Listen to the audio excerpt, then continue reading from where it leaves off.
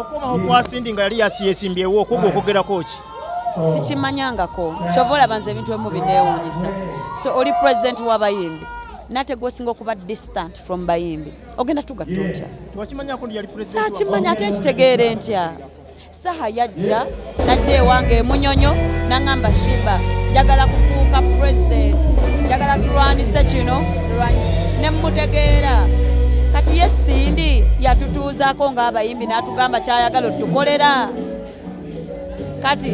tubeere tutya ne president atasobola na kwogera naffe yeetaaga mukulembeze nga saha agatta abantu awuliriza abantu atali arrogant ataliimu ebyo ebintu byanze mmanyi kubanga ndi wadda ebyo tubibeeko kirungi ki kyetwetaaga ekigenda okutwala industry mu maaso tube ku bino mbimanyi nnyo nze nabeerawo zomanyi mmanyi tube ku ebyo byonna tutuule tugambe ki ekigenda okutwala industry mu maaso kubanga Sindi waba ddala ali mu industry ng'ajagaliza naye ayagala kigitwalawa penaleke saha afuge tugendewa omuntu asobola okugatta ki ekyakugana okujja okwegwanyiza ekifo kyonna kyonna nze saagala bintu bya bufuzi buli omu akimanyi era lwaki bino mbirimu binkwatako bya buyimbi nze saagala kufuga nze ndi natural born leader naye ate si mu politics nze njagala leadinga mu bintu birala nnyo mu kukulaakulanya abakyala kulaakulanya abavubuka saagala kuleadinga mu politics naye ate eno industry yange nange taddemu ssente emyaka mingi so njagala ekulaakulane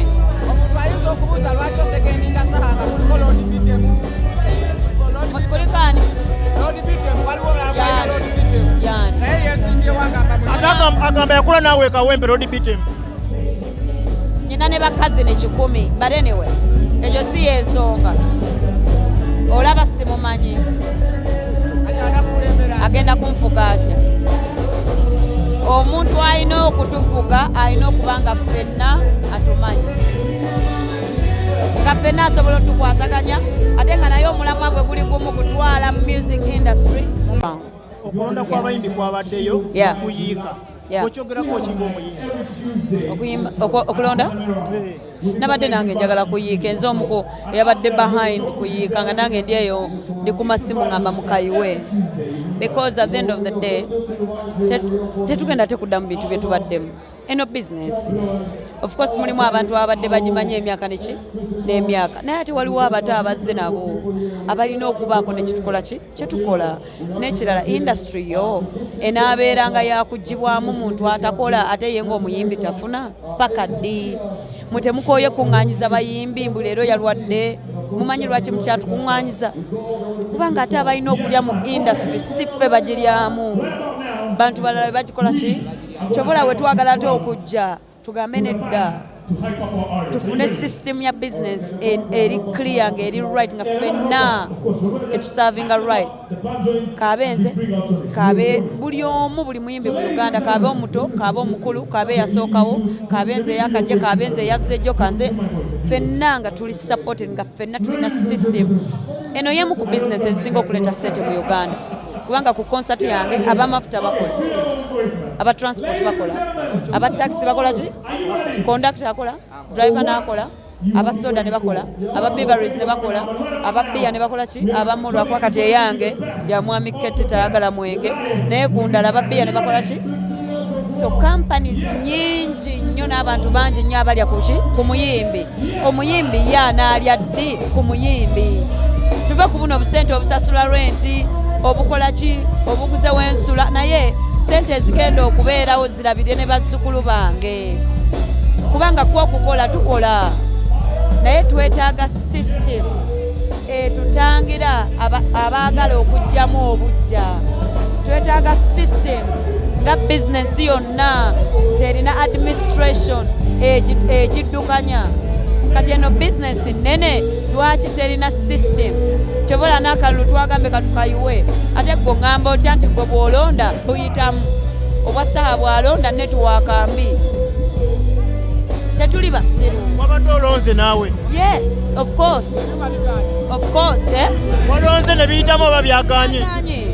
byaganyiza obwedda ndi ku ssimu ne muganda wange Mariam nga mukubira ne mugamba church genda maaso nagamba ebyuma byaffe tebikola ki so bwe tuba tusazeewo okufuna president tufune president kwalaali otegedde akalulu kabeere kwalaali bateekewo baloko buli omu ayimirire akwate akapapula kakateeke ew'omuyimbi we wakola wayagala ate lwaki tukola online tuli mu covid batuteeka emabega w'akalulu buli omu alonde omuki yenna anaalondebwa afuge naye nga kali alaali naye tetwagala bintu byakuzanyazanya mizannyo mu bizinensi yaffe anymore birina okukoma ffe tuyinza okuba tetukyalina kyamaanyi kyakikolera naye ate abato abajja yes ate naffe tomanya kiyinza okuba nga tukyalina kyetuyinza okukola ki okutaasa so buli muntu ayagala okulwanirira kino ekintu twekikola ate nga gwe weeruubirirako wekka funirawa fenna tulowoozeeko bagamba bagenda kuleka luno olukiiko olubaddeko lwelutalukka paka lwe banaafuna ssente mu tebalina ssente ziyingiza ate baba tetwetaaga ssente ffe tuli bayimbi bakeere ku makya nga muganda wange we yabagambye bakole ekivulu batutuuze naffe twerowoolezeeko batutuuze bagambe kati bannanga akalulu akatuufu keetaaga zino ssente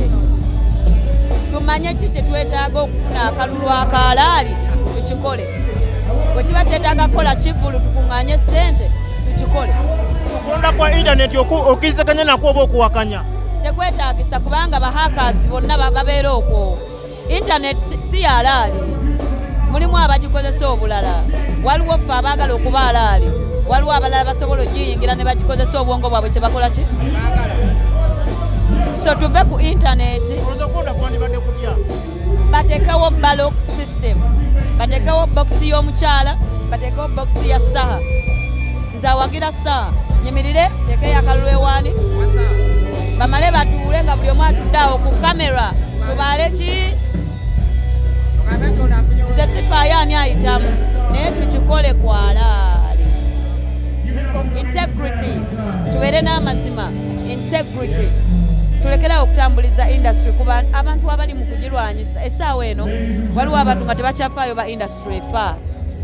naye tewaliwo ffe abakyayagala ereme kufa kubanga mwe tukyalya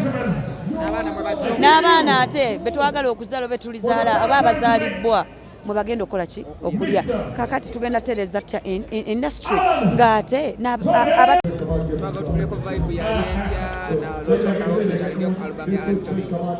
Tonix fenna tumumanyi nti ali great no atuyimbidde ennyimba ezitunyumira for some time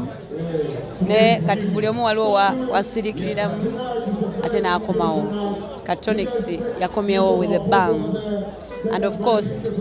nze njagala nnyo okubeera part of something beautiful asa kibeera ekintu ffenna nga kitutwala mu maaso ng'ekintu kinyumira abantu baffe nze just njagala beera part of anything that is building our industry okugenda ki mu maaso so nawuliriza luno luyimba I went recorded it we were in studio together ne Tonix nga mwali nenduwuliza nga luyimba lulungi you're going to enjoy it I'm praying lwe lugenda okusinga I'm praying ngenda kuba selfish buli omu yeeyagaliza njagala lwe luba lusinga ku album I'm sorry Tonix olimba batyeko yagiwandiika oba bagikuwandiika no siwandiika mwenna mukimanyi Tonix yagiwandiika pati yange we had a writer that wrote the part so nze I execute abantu bemulabe bagamba nti ono artist nze ndi artist nyambala ekintu kyonna kye mba njagadde okwambala so sobola okwambala feelings zonna as an artist so I'm grateful for that yes I didn't write the song situlobo situka tulabobo situla like this like that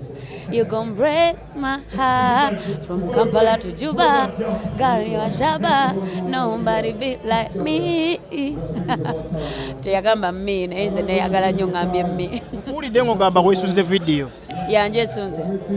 I mean I love my work siina luyimba lwenteekako verse nga sirwagala.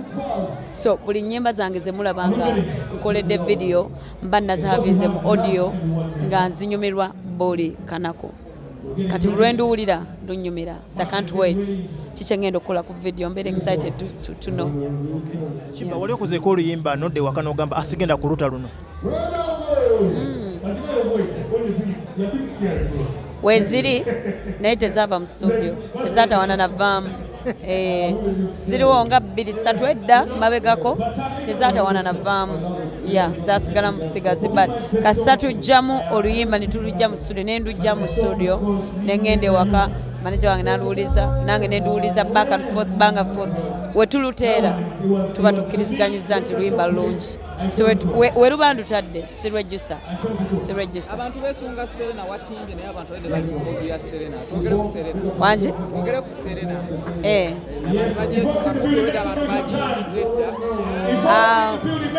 Sagala nnyo kwogera ku Serena because jabayita okugyogerako. Jabayita press conference yaayo njogereko buli kimu but kyenyinza obagamba kiri kimu. Eno ye show gye ngenda okusinga okuteekamu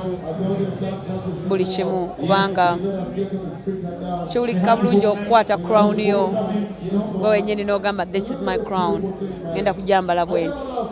Nze njagala bwenti.